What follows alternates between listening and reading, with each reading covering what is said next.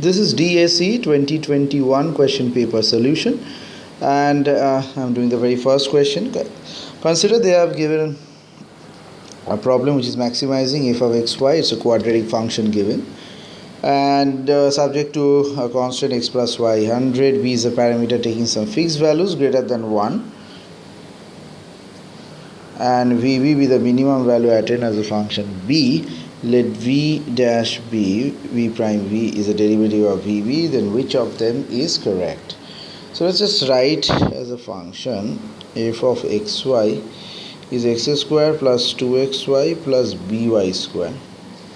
Let me just write it as x square plus 2xy plus y square plus by square. We can write plus by square and one extra y square, so this thing.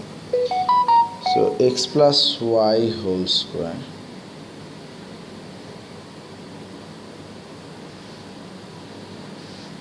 first of all we need to write here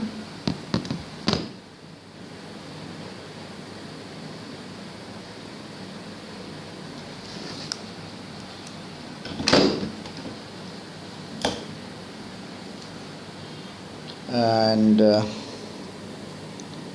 plus b minus 1 into y square.